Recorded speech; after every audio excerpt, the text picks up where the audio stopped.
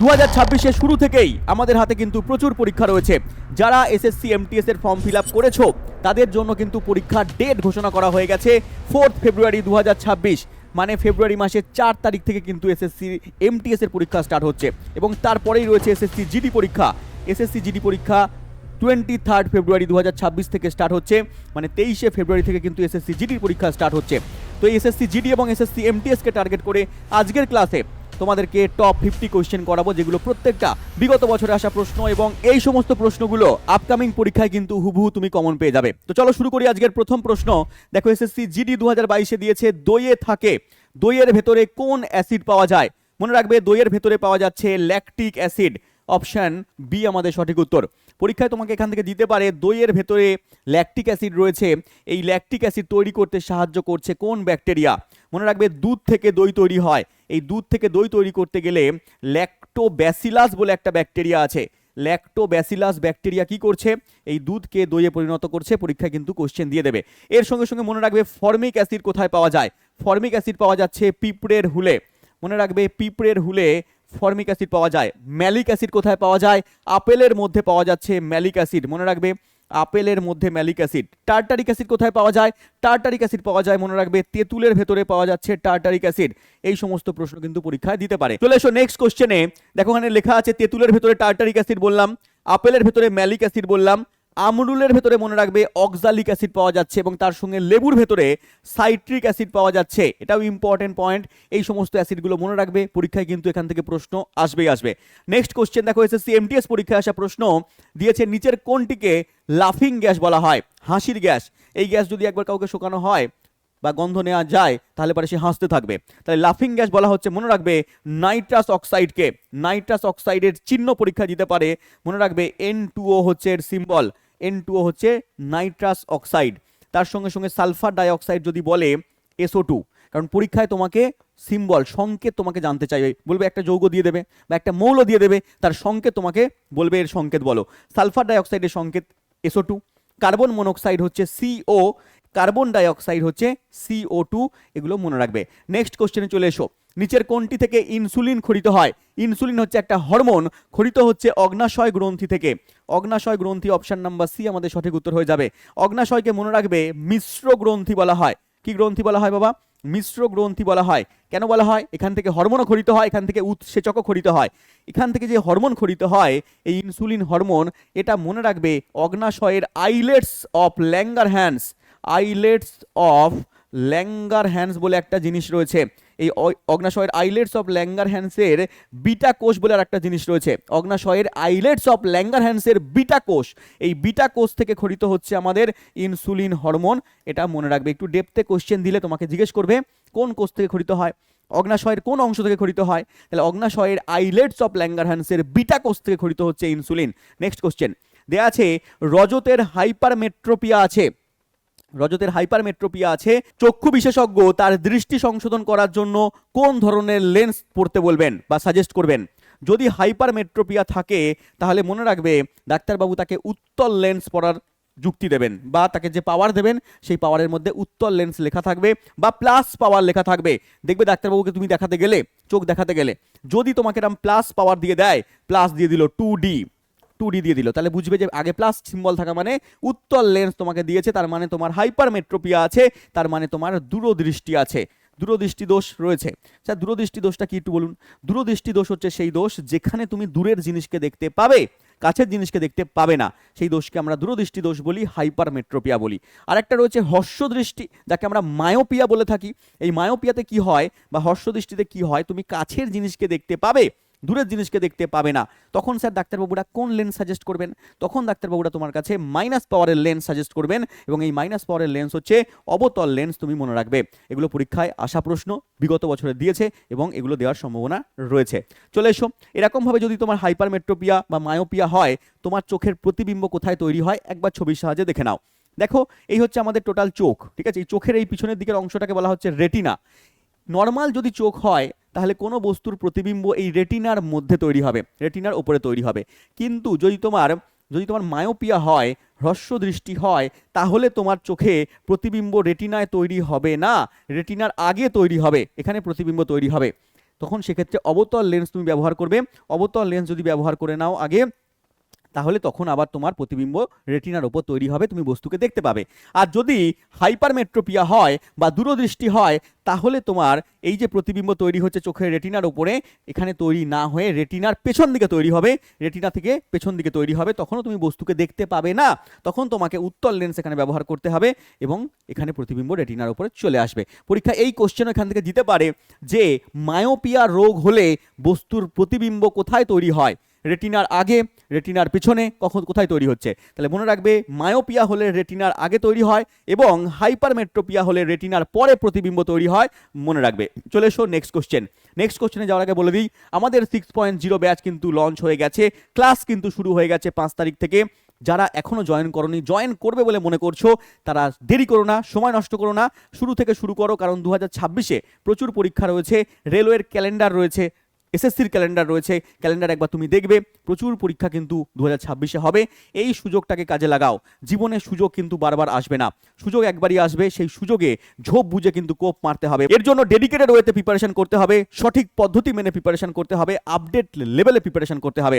এবং তার জন্য তোমাদের সুবিধার্থে আমরা এসএসসির ফাউন্ডেশন ব্যাচ, রেলওয়ের ফাউন্ডেশন ব্যাচ, পুলিশের ফাউন্ডেশন ব্যাচ রয়েছে আমাদের। তার সঙ্গে যারা জেনারেল সায়েন্সে কমজোরি আছো, জেনারেল সায়েন্স আমি পড়াবো তোমাদেরকে। তার সঙ্গে ম্যাথ, রিজনিং, ইংলিশ, প্রত্যেকটা সাবজেক্ট আলাদা আলাদাভাবে পড়ানোর এখানে আমাদের সুবিধা রয়েছে। তার সঙ্গে তুমি যদি ভাবো আমি সব পরীক্ষা দেবো, এসএসসি, রেলওয়ে সমস্ত পরীক্ষা আমি দিতে চাই, তাহলে তোমার জন্য আমি বলবো যে কম্বো ব্যাচ তুমি নিয়ে নাও। এখানে সমস্ত সাবজেক্ট একবারে কভার হয়ে যাবে। তুমি এসএসসির পরীক্ষাও দিতে পারবে, তুমি পুলিশের পরীক্ষাও দিতে পারবে। এবং একবার প্রিপারেশন করলে আমি তোমাকে গ্যারান্টি সহকারে বলছি, আমার সায়েন্সে অল ইন্ডিয়াতে যে কটা এমসিকিউ লেভেলের চাকরির পরীক্ষা হয়, সবকটা পরীক্ষা কিন্তু তুমি সায়েন্স থেকে কমন পাবে। কারণ বিগত বছরে কমন পেয়েছে, যারা পরীক্ষা দিচ্ছে তারা কমন পেয়েছে, তোমরাও পাবে। কোনো বন্ধু বান্ধব যদি প্রিপারেশন নেয়, তাকে জিজ্ঞেস করবে যে প্রসেনজিৎ স্যারের সায়েন্স থেকে কমন আসে কি না, একবার জিজ্ঞেস করে তারপরে তুমি ভর্তি হবে। দেখো কী কী সুবিধা পাবে একবার দেখিয়ে দিই তোমাদেরকে। ছোটোবেলার ঘাটতি পূরণ করতে পারবে, একেবারে বেসিক থেকে পড়ানো হবে। তার সঙ্গে আপডেট লেভেলের কন্টেন্ট তুমি এখানে পেয়ে যাবে। অল এক্সাম কভার, বললামই যে অল ইন্ডিয়াতে যে কটা এমসিকিউ লেভেলের চাকরির পরীক্ষা আছে সব কটা কভার হয়ে যাবে। কনসেপ্ট, ট্রিক্স, স্টোরি টেলিংয়ের মাধ্যমে কিন্তু আমরা পড়াই। এবং তার সঙ্গে লাইভ ক্লাস, আনলিমিটেড ভিউজ থাকবে। তোমার যতদিন কোর্সের ভ্যালিডিটি থাকবে, তুমি ততদিন পর্যন্ত যে কোনো ক্লাস, যে কোনো সময়, যতবার খুশি তুমি দেখতে পারো, রেকর্ডের হয়ে সেগুলো কিন্তু থাকবে। তার সঙ্গে সঙ্গে তুমি প্রাইভেট ডাউট সলভ একজন টিচার পেয়ে যাবে। তোমার কোনো যদি প্রাইভেট ডাউট হয়, তাহলে তুমি হোয়াটসঅ্যাপে সেই ডাউটটা পাঠাতে পারবে, 24 ঘন্টার মধ্যে তোমার কাছে সেই স্যার তোমাকে উত্তর দিয়ে দেবেন। তো এই সুযোগ সুবিধা পেতে গেলে তোমাকে যুক্ত হতে হবে ইওর স্টাডি অ্যাপের মধ্যে। গুগল প্লে স্টোর থেকে বা কমেন্ট বক্সের লিঙ্ক থেকে তুমি ইওর স্টাডি অ্যাপকে ডাউনলোড করে নাও এবং এই সুযোগকে হাতছাড়া করো না। এখনও স্পেশাল অফার আছে তোমাদের জন্য, কয়েকদিন স্পেশাল অফারকে এক্সটেন্ড করে দেওয়া হয়েছে। তুমি কল করে জেনে নেবে, কন্ট্যাক্ট নাম্বার স্ক্রিনে দেখতে পাচ্ছ, কন্ট্যাক্ট নাম্বারে কল করে নেবে। চলে আসছি আমাদের পরের প্রশ্ন। প্রশ্ন দেয়া আছে, কলেরা রোগের জীবাণু বহন করে। কলেরা রোগের জীবাণু কে বহন করে? আরশোলা, ইঁদুর, মশা নাকি মাছি? সঠিক উত্তর হয়ে যাবে আমাদের এখানে মাছি। এবং মনে রাখবে এই কলেরা হচ্ছে একটা জলবাহিত রোগ। এটা জলের মাধ্যমে বাহিত হতে পারে বা এটা একটা খাদ্যবাহিত রোগ, জল এবং খাদ্যের মাধ্যমে বাহিত হয়। এবং এই কলেরা হচ্ছে একটা ব্যাকটেরিয়া ঘটিত রোগ। পরীক্ষায় দিয়ে দেয় যে এর ব্যাকটেরিয়ার নাম কি। মনে রাখবে এর ব্যাকটেরিয়ার নাম হচ্ছে ভিব্রিও কলেরি।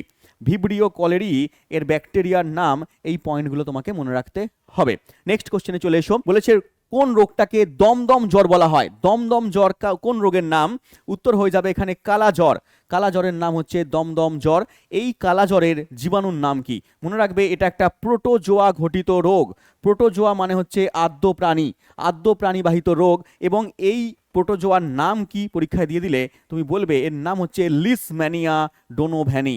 লিশম্যানিয়া ডোনোভ্যানি হচ্ছে এর প্রোটোজোয়ার নাম, পরীক্ষায় অনেকবার দিয়েছে, তো মনে রাখবে। এবং এই কালাজ্বর রোগের যে ওষুধ সেটা আবিষ্কার করেছিলেন মনে রাখবে উপেন্দ্রনাথ ব্রহ্মচারী। তাহলে উপেন্দ্রনাথ ব্রহ্মচারী হচ্ছে এর ওষুধ আবিষ্কার করেছিলেন। এবং এর ওষুধের নাম যদি পরীক্ষায় জিজ্ঞেস করে তাহলে বলবে ইউরিয়া স্টিবামাইন। ঠিক আছে, লিখে দিচ্ছি তোমাদের জন্য, ইউরিয়া, মনে রাখবে ইউরিয়া স্টিবামাইন এই ওষুধের নাম। আর ইনি আবিষ্কার করেছেন তার নাম কি না উপেন্দ্রনাথ ব্রহ্মচারী।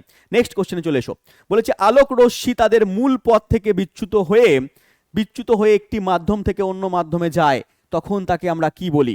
আলোক রশ্মি যেতে যেতে যদি একটা মাধ্যম থেকে অন্য মাধ্যমে প্রবেশ করে, যদি সে আলোক রশ্মিটার গতিপথকে চেঞ্জ করে যায় তাহলে তাকে আমরা বলি আলোর প্রতিসরণ। এই প্রতিসরণ দুরকমভাবে হতে পারে, একটা লঘু মাধ্যম থেকে ঘন মাধ্যমে গেলে, একটা ঘন মাধ্যম থেকে লঘু মাধ্যমে গেলে।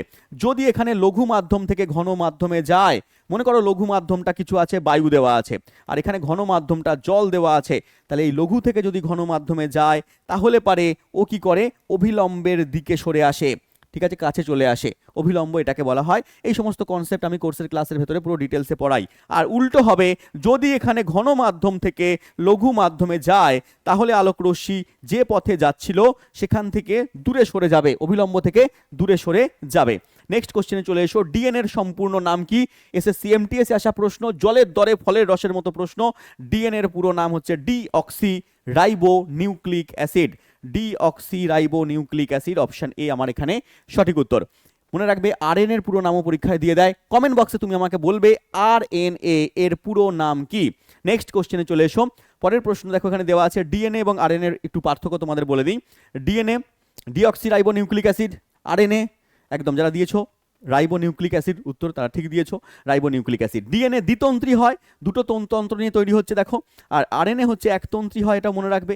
ডিএনএর চারটে নাইট্রোজেন বেস আছে, কি কি একটু মনে রাখবে বাবা। ডিএনএর চারটে নাইট্রোজেন বেসের মধ্যে রয়েছে থাইমিন, রয়েছে এখানে সাইটোসিন, রয়েছে গুয়ানিন, রয়েছে এখানে অ্যাডেনিন। তাহলে অ্যাডেনিন, গুয়ানিন, সাইটোসিন আর থাইমিন হচ্ছে ডিএনএর চারটে নাইট্রোজেন বেস। আর আরএনএর ক্ষেত্রে এগুলো তো থাকবেই, অ্যাডেনিন, গুয়ানিন, সাইটোসিন, এই এটার মধ্যেও আছে, কমন আছে। এখানে কি থাকবে, এখানে ইউরাসিল থাকবে থাইমিনের বদলে। তাহলে থাইমিনের বদলে ওখানে কি আছে, ইউরাসিল আছে, পড়ে রাখবে। নেক্সট কোশ্চেনে চলে এসো, আরএনএতে থাইমিনের বদলে কি থাকে? বলতে বলতে কোশ্চেন দিয়েছে এসএসসি জিডি। তাহলে আরএনএতে থাইমিনের বদলে একটু আগেই বললাম, এখানে থাইমিন আছে, আর এখানে থাইমিনের বদলে কি আছে বাবা, ইউরাসিল রয়েছে। তাহলে ইউরাসিল উত্তর হয়ে যাবে অপশন ডি। নেক্সট কোশ্চেনে চলে এসো, ওয়াশিং সোডা এর রাসায়নিক সূত্র কি? ওয়াশিং সোডা মানে কাপড় কাচা সোডা। এই কাপড় কাচা সোডার মধ্যে কি পাওয়া যায়? Na2CO3, sodium carbonate. পরীক্ষার সময় এখানে তোমাকে কমা দিয়ে 10H2O দিতে পারে, এখানে দেয়নি অপশনের মধ্যে। এসএসসি সিএইচএসএল আসা প্রশ্ন ছিল এটা, কিন্তু যদি তোমাকে দিয়ে দেয় 10H2O তাহলে পরেও ওটা আমার সঠিক উত্তর হয়ে যাচ্ছে। এবং তার সঙ্গে মনে রাখবে NaHCO3 এর নাম হচ্ছে সোডিয়াম বাইকার্বনেট, এটাকে বলা হচ্ছে খাবার সোডা। এটাকে কি বলা হয়? খাবার সোডা। বারবার করিয়েছি এবং বারবার পরীক্ষায় ঘুরে ফিরে এই কোশ্চেন দিয়ে দেয়। তাহলে খাবার সোডা এবং কাপড় কাচা সোডা দুটোকে কিন্তু মাথায় সেঁটে নিতে হবে। চলে এসো নেক্সট কোশ্চেনে। দেখো পরের প্রশ্ন দেওয়া আছে, নিচের কোন উপাদানটি বেকিং সোডার উপাদান নয়? বেকিং সোডা যাকে আমরা বলি তার নামই খাবার সোডা। একটু আগেই বললাম খাবার সোডা হচ্ছে সোডিয়াম বাইকার্বনেট, NaHCO3। তাহলে NaHCO3 এর মধ্যে দেখো কি কি আছে, Na আছে মানে সোডিয়াম আছে, H আছে মানে হাইড্রোজেন আছে, C আছে মানে কার্বন আছে, আর O আছে মানে অক্সিজেন আছে। তাহলে হাইড্রোজেন আছে, এখানে সোডিয়াম আছে, অক্সিজেন আছে, ক্যালসিয়াম আছে না, ক্যালসিয়াম নেই। স্যার ক্যালসিয়ামের চিহ্ন কি হয়? ক্যালসিয়ামের চিহ্ন হয় Ca এখানে নেই, অপশন বি আমার সঠিক উত্তর। নেক্সট প্রশ্ন বলেছে, মিথানোইক অ্যাসিড সাধারণত পাওয়া যায় কোথায়? মিথানোইক অ্যাসিড আমি প্রথম কোশ্চেনে বললাম যে পিঁপড়ের হুলে একটা অ্যাসিড পাওয়া যায়, যাকে আমরা কি বলছিলাম, পিঁপড়ের হুলের মধ্যে কোন অ্যাসিড পাওয়া যাচ্ছে বলছিলাম না, আমরা বলছিলাম ফর্মিক অ্যাসিড।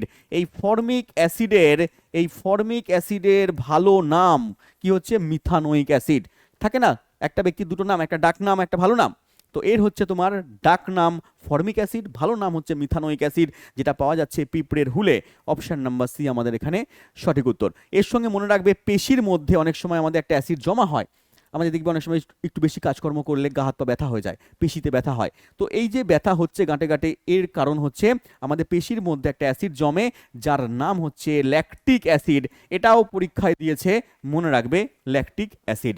নেক্সট কোশ্চেনে চলে এসো, কার্বন ডেটিং মানে কি? আমরা দেখি ইতিহাসের মধ্যে যে আর্য সভ্যতা এত পুরনো হয়েছে, কোনো একটা জিনিস পাওয়া গেল মাটির তলা থেকে, সে কত বছর পুরনো সেটা জানা যায়, কোনো গাছের বয়স জানা যায়, এগুলো জানা যাচ্ছে কি করে?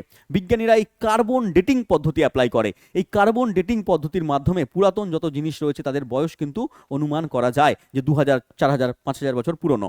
তাহলে পুরনো বস্তুর বয়স গণনা করার পদ্ধতি হচ্ছে তোমার কার্বন ডেটিং পদ্ধতি।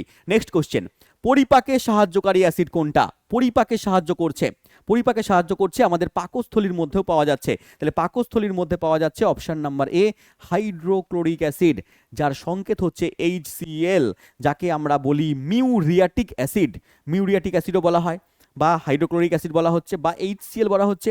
পরীক্ষায় দিয়েছে পরিপাকে সাহায্যকারী, পরীক্ষায় তোমাকে এরকম দিতে পারে যে পাকস্থলীতে কোন অ্যাসিড পাওয়া যায়, তাহলেও কিন্তু সেম উত্তর হয়ে যাবে। নেক্সট কোশ্চেনে চলে আসো। আচ্ছা, নেক্সট কোশ্চেনে যাওয়ার আগে এই অ্যাসিডগুলোর সংকেত একবার করে জেনে নাও। নাইট্রিক অ্যাসিড, পরীক্ষায় দিয়েছে নাইট্রিক অ্যাসিড প্রিভিয়াস ইয়ারে, HNO3, মনে রাখবে nitric acid. Sulphuric acid H2SO4, sulphuric acid বাবা H2SO4 এর সংকেত। অ্যাসিটিক অ্যাসিড, অ্যাসিটিক অ্যাসিড একটা জৈব অ্যাসিড, মনে রাখবে CH3COOH, অ্যাসিটিক অ্যাসিড। ঠিক আছে, মনে রাখবে সংকেতগুলো। নেক্সট কোশ্চেন, মানুষের শরীরের স্বাভাবিক তাপমাত্রা কত? মানুষের শরীরের স্বাভাবিক তাপমাত্রা 37 ডিগ্রি সেলসিয়াস, 37 ডিগ্রি সেলসিয়াসে হবে। আর যদি এটাকে বলে ফারেনহাইটে, 98.6 ডিগ্রি ফারেনহাইট হয়ে যাবে সঠিক উত্তর। উত্তর এখানে কি আছে? সেলসিয়াসে দেওয়া আছে 37 ডিগ্রি সেলসিয়াস, আর ফারেনহাইটে বললে 98.6 ডিগ্রি ফারেনহাইট। কেলভিনে যদি বলে দেয় তাহলেও মনে রাখবে, কেলভিনে যদি বলে 310 কেলভিন কিন্তু সঠিক উত্তর হয়ে যাবে। নেক্সট কোশ্চেন, এসআই পদ্ধতিতে বিশুদ্ধ জলের আপেক্ষিক তাপ কত? এসআই পদ্ধতিতে বিশুদ্ধ জলের আপেক্ষিক তাপ 4200 joule per KG kelvin. Option B আমাদের এখানে সঠিক উত্তর, মনে রাখবে। দেখো, প্রত্যেকটা প্রিভিয়াস ইয়ারে এসএসসি সিপিও পরীক্ষায় আসা প্রশ্ন, পরীক্ষার নাম আমি প্রত্যেকটা কোশ্চেনে বলছি না, দেখো প্রত্যেকটা প্রিভিয়াস ইয়ারে আসা প্রশ্ন, এবং মনে রাখতে হবে তোমাকে, এগুলো থেকে তুমি হুবহু কিন্তু কমন পেয়ে যাবে পরীক্ষা যখন দেবে। তারপর আমি তোমাকে প্রমাণ দেখাবো যে এই দেখো এই করিয়েছিলাম, কোশ্চেন কিন্তু এখান থেকে এসেছে। তাহলে এগুলো কোশ্চেনগুলো পড়তে হবে এবং হুবহু এখান থেকেই কমন দেবে। দেখো 4200 জুল পার কেজি কেলভিন, এখান থেকে তোমাকে কি দিতে পারে, যে এখানে দিতে পারে আপেক্ষিক তাপের একক কি, আপেক্ষিক তাপের একক এখান থেকে তুমি পেয়ে যাবে জুল পার কেজি কেলভিন। এটা হচ্ছে এসআই পদ্ধতিতে আপেক্ষিক তাপের একক। আর যদি জিজ্ঞেস করে জলের সিজিএস পদ্ধতিতে আপেক্ষিক তাপ কত হবে, সিজিএস পদ্ধতিতে, এটা হচ্ছে এসআই পদ্ধতি, সিজিএস পদ্ধতির এর আপেক্ষিক তাপ মনে রাখবে 1 হয়ে যাবে, 1। ঠিক আছে, একক কি হবে? একক হবে এখানে ক্যালোরি পার গ্রাম ডিগ্রি সেলসিয়াস, ক্যালোরি পার গ্রাম ডিগ্রি সেলসিয়াস। নেক্সট কোশ্চেনে চলে এসো। অ্যাকোয়া রিজিয়া হলো একটা মিশ্রণ যেটার মধ্যে হাইড্রোক্লোরিক অ্যাসিড আছে আর নাইট্রিক অ্যাসিড আছে, কত অনুপাতে আছে? আচ্ছা, কত আয়তন হাইড্রোক্লোরিক অ্যাসিড আছে আর এখানে 1 আয়তন নাইট্রিক অ্যাসিড আছে। নাইট্রিক অ্যাসিড বলে দিয়েছে, 1 আয়তন নাইট্রিক অ্যাসিড। নাইট্রিক অ্যাসিড মানে HNO3, এটা হচ্ছে 1 আয়তন আছে। আর হাইড্রোক্লোরিক অ্যাসিড মানে হচ্ছে HCl। এই দুটো অ্যাসিড মিলে তৈরি করছে অ্যাকোয়া রিজিয়া। এর বাংলা নাম হচ্ছে অম্লরাজ। এর কি কাজ? এর নাম হচ্ছে অম্লরাজ। এ হচ্ছে সোনা, প্ল্যাটিনাম, রূপো, মূল্যবান ধাতুগুলোকে গলিয়ে দিতে পারে। তাহলে এখানে অম্লরাজের মধ্যে নাইট্রিক অ্যাসিড 1 অনুপাত, হাইড্রোক্লোরিক অ্যাসিড মনে রাখবে 3 অনুপাত মিশে থাকে। 3 অনুপাত আমার সঠিক উত্তর হয়ে যাবে, 1:3। নেক্সট কোশ্চেনে চলে এসো। মানুষের মস্তিষ্ক এবং সুষমা কাণ্ডের আবরণীকে কি বলা হয়? মানুষের মস্তিষ্কের ওপরে যে আবরণী আছে তার নাম কি? তার নাম হচ্ছে মেনিনজেস। অপশন বি আমাদের এখানে সঠিক উত্তর। এই মেনিনজেসের মধ্যে আবার 3 রকম পর্দা আছে, pia mater, dura mater, arachnoid mater. Clear? চলে এসো নেক্সট কোশ্চেনে। দুটো নিউরনের সংযোগস্থলে বিদ্যমান তরলকে কি বলে? দুটো নিউরন যেখানে মিশছে তার মাঝে একটা তরল পাওয়া যায় যাকে আমরা বলি নিউরোট্রান্সমিটার। নিউরোট্রান্সমিটার বলা হয়, এবং দুটো নিউরনের সংযোগস্থলকে একটা নাম দেওয়া হয়, তাকে বলা হচ্ছে সাইন্যাপস। সাইন্যাপস বলা হয়। এটাও পরীক্ষায় কিন্তু দিয়েছে, পড়ে রাখবে। ক্লিয়ার? আর সিএসএফ দেওয়া আছে এখানে। সিএসএফ এর পুরো নাম মনে রাখবে cerebrospinal fluid. Cerebrospinal fluid sir কোথায় পাওয়া যায়? আমাদের মস্তিষ্কের যে গহ্বর, মোবিল চেম্বার, মোবিল চেম্বারের মধ্যে যেমন মোবিল রাখা থাকে, তেমন আমাদের মস্তিষ্কের গহ্বরের মধ্যে একটা তরল থাকে যার নাম হচ্ছে সিএসএফ। সিএসএফ এর পুরো নাম সেরিব্রোস্পাইনাল ফ্লুইড। নেক্সট কোশ্চেনে চলে এসো। ক্ষার ধাতুগুলোকে পর্যায় সারণীতে কোথায় স্থান দেওয়া হয়েছে? ক্ষার ধাতু, ক্ষার ধাতুগুলোকে পর্যায় সারণীর মধ্যে 1 নম্বর শ্রেণীতে স্থান দেওয়া হয়েছে। 1 নম্বর শ্রেণীর মধ্যে হাইড্রোজেন বাদ দিলে lithium, sodium, potassium, rubidium, caesium, francium, এগুলোকে বলা হচ্ছে আমাদের ক্ষার ধাতু। আমরা যদি বড় করে দেখি তাহলে এখানে দেখে নাও, এখানে lithium, sodium Na, potassium K, rubidium, caesium CS এবং ফ্রান্সিয়াম FR, এই 6খানা মৌলকে বলা হচ্ছে ক্ষার ধাতু। পড়ে রাখবে, এগুলো আমি পুরো ক্লাসের ভেতরে কিন্তু ডিটেলসে করাই। এগুলোকে কেন ক্ষার ধাতু বলা হচ্ছে, এদের যোজ্যতা কত হয়, এদের বাইরের কক্ষের ইলেকট্রন সংখ্যা কত হয়, এই সমস্ত প্রশ্ন কিন্তু পরীক্ষায় দেবে। তো এই চ্যাপ্টারটা পড়ে রাখবে। দেখো আরেকটা প্রশ্ন দিয়েছে এখানে, হ্যালোজেন মৌলগুলোর যোজ্যতা কত হয়?